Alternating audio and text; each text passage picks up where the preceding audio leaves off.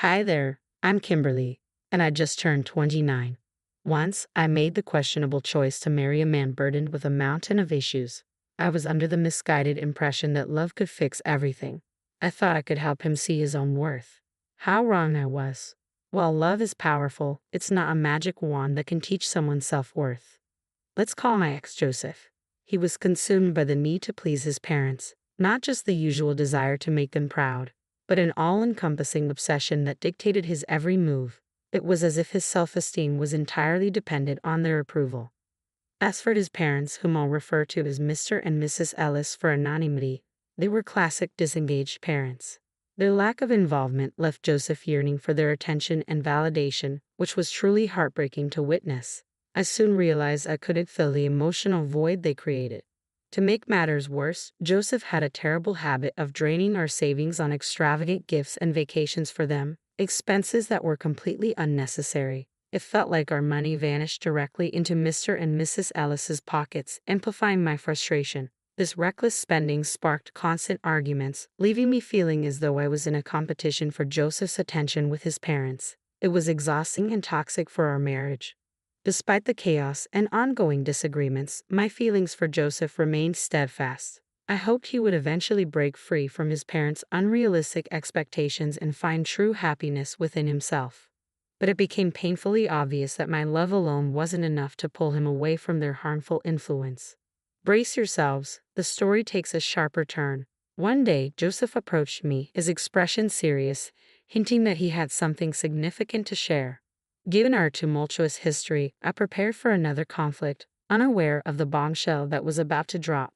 "Kimberly, there's something important I need to discuss," he began, setting a grave tone. "What's going on?" I asked, already bracing for impact.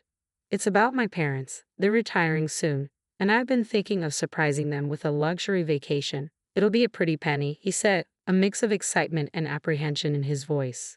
"That sounds lovely, but as long as it comes from your personal savings." "I don't want to dip into our joint savings again," I replied, hoping to sidestep another financial argument.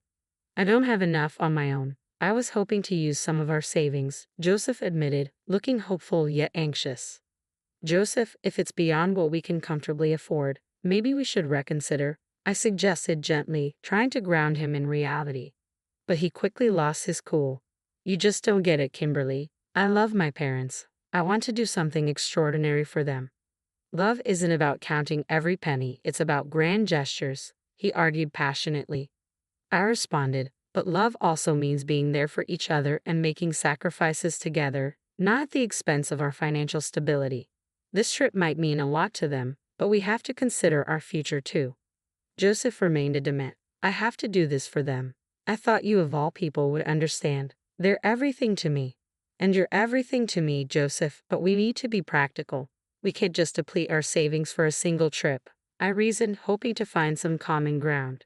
He accused me of being selfish, unable to grasp the significance of his gesture. "It's not about being selfish, it's about being sensible and planning for what's ahead," I explained, curious about how much he intended to spend. When he mentioned needing all of it, my heart sank. "All of our savings? That's reckless," I exclaimed, shocked by the scale of his request.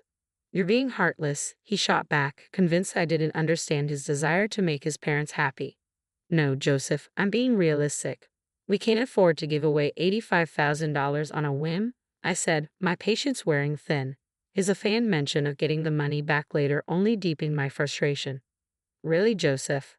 That's not how this works," I snapped, my sarcasm barely hiding my disbelief. It was clear we had reached an impasse, our differing views on love, responsibility, and financial security colliding more than ever.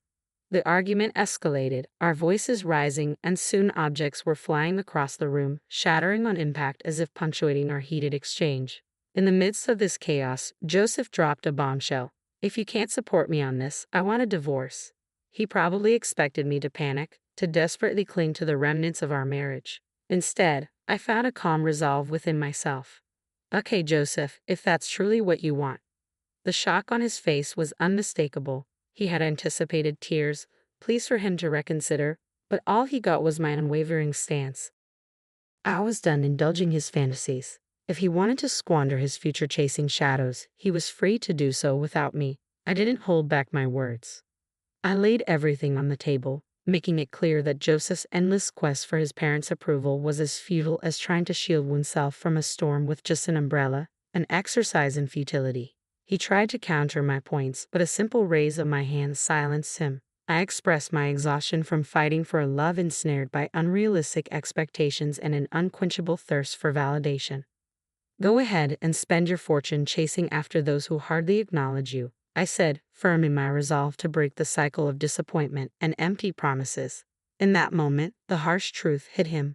The grim reality of our situation finally dawned on him. Our marriage had devolved into a battleground, and it was time to raise the white flag and seek peace on separate paths. A month has passed since the divorce was finalized, and I can honestly say the feeling of liberation is exhilarating. Gone are the days of grappling with endless disputes over finances or yearning for validation that was never ours to claim. Now, I breathe freely, unburdened by the weight of his doubts that once cast shadows over my days.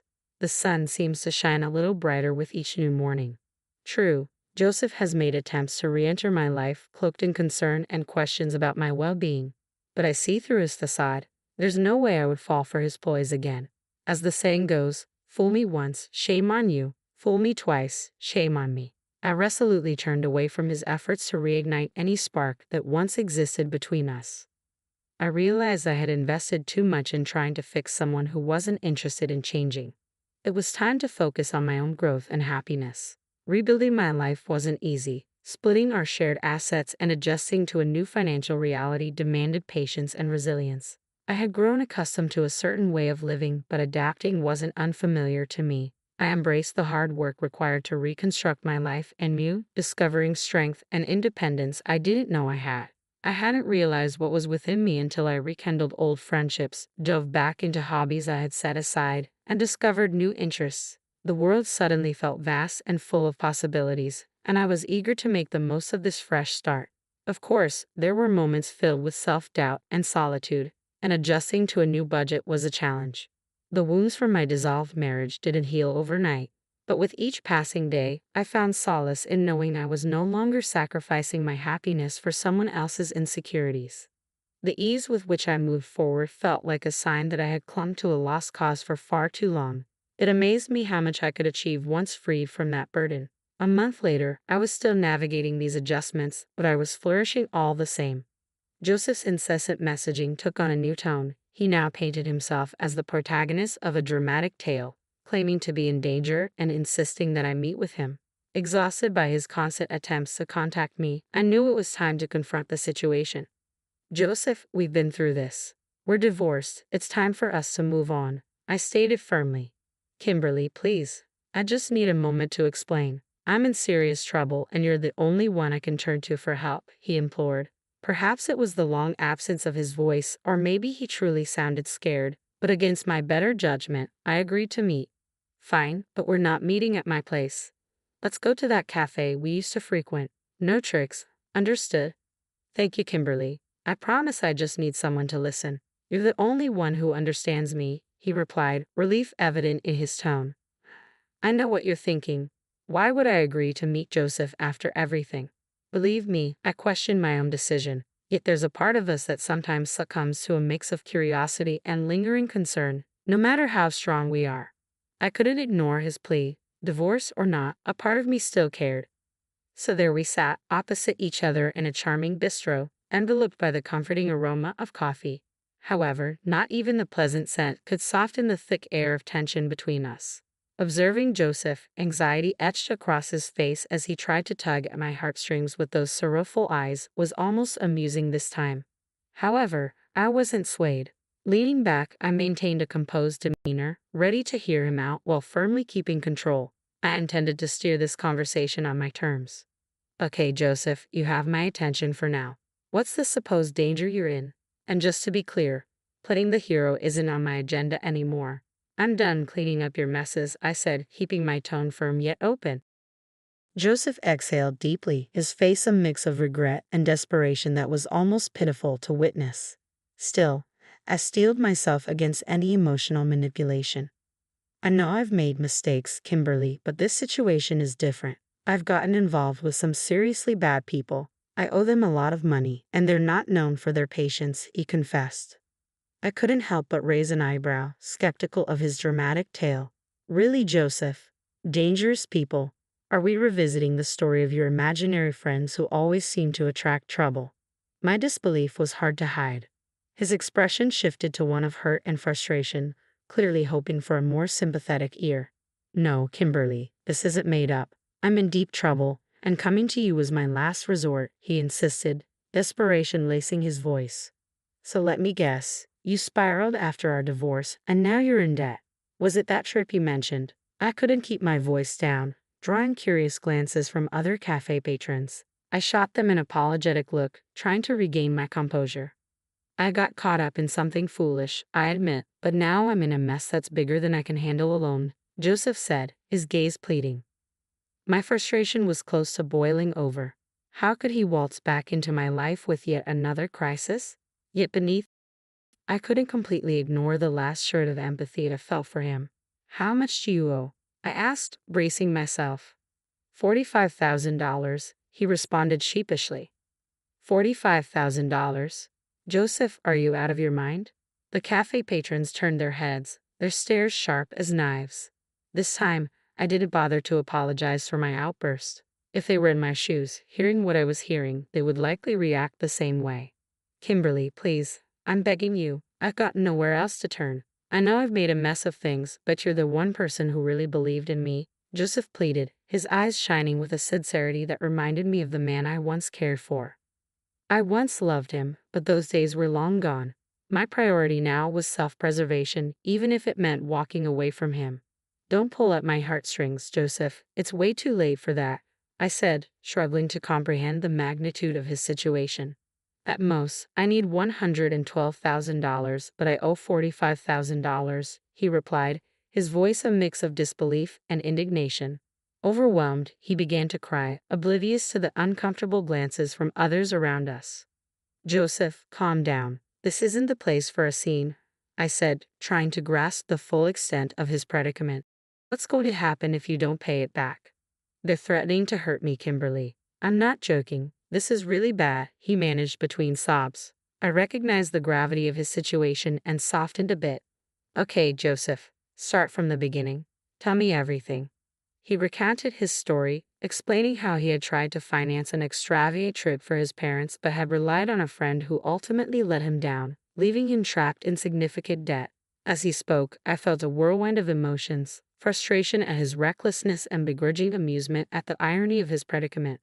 So, you borrowed money from dangerous people to impress your parents who haven't even acknowledged your efforts? I asked incredulously. Joseph's face fell, tears streaking down his cheeks as he faced the bitter truth. It's true. Since that trip, it's like I don't exist to them, he admitted, remorse palpable in his voice. Despite everything, I couldn't help but feel a twinge of sympathy for him. This was a harsh dose of reality for Joseph, forcing him to confront the consequences of his decisions. Yes, I know the last thing you want to hear is I told you so, but you did bring this upon yourself. I warned you this wasn't a smart move. Worse yet, you chose to divorce me over it. And now look where you are. Sought their approval, invested everything into their wishes, only to be met with silence. It's a tough lesson, but it's one you needed to learn. My words were heavy with concern and resignation. This situation was a difficult reality for both of us. Joseph had pinned his self-worth on people who couldn't appreciate his sacrifices, and I had to accept that I couldn't shield him from his own choices any longer. As we sat in silence, the weight of our past, filled with broken promises and dreams, pressed down on us. At that moment, I realized it was time to let go completely. No more second chances. Joseph needed to confront the repercussions of his actions on his own, and I had to pursue my happiness elsewhere. I do hope you find a way out of this, Joseph, I said, my voice tinged with a finality that surprised even me. You're not going to help? Joseph looked at me in disbelief. What the heck? No, Joseph, I can't help you. Why not? He pressed. Because I don't have the resources to bail you out. And even if I did, taking a loan and spend a lifetime repaying is out of the question. I can't afford to be as careless as you've been, I explained, my resolve firm. Come on, Kimberly, please. I'm begging you, he persisted, his desperation clear. Expecting me to solve this for you, Especially with how you're acting is unrealistic, I said, my patience wearing thin. Yeah, I did expect that. You're my ex-wife, not my enemy, he replied, still clinging to a sliver of hope. But it was clear our paths had diverged too far. My journey was about finding peace and joy independent of the chaos that surrounded him. And that's exactly the problem, Joseph. You assume I'll always be around to pick up the pieces because that's what I've always done. I was your wife. It was natural for me to help you out of your troubles. But I can and shouldn't keep doing that. It's not my job or my responsibility. After everything, I don't owe you anything, especially considering how our hard-earned money was wasted on your toxic parents. It's because I love them, Joseph said. But I love myself too, I replied. Loving myself means doing what's best for me, which includes protecting my well-being. Joseph lowered his gaze, a sign of concession. He understood the assistance he sought wouldn't come from me. Since you seem to be out of options, I'll offer you one piece of advice. Move somewhere far away where they can't reach you. If that's not something you can manage, then I'm not sure what more you expect from me. He sat there silent, his demeanor shifting to irritation, seemingly upset by my firm stance on not rescuing him this time. It's time for us to go our separate ways, Joseph. I can't allow myself to be pulled back into the turmoil of your life. We both deserve to find our peace, I said, hoping you'd understand. If you wished me well, you'd help, he retorted. Goodbye, Joseph. I'm changing my number, I declared, standing up to leave. As I walked away, Joseph remained seated, his expression a complex mix of feelings. It was a difficult yet essential step for the sake of my happiness.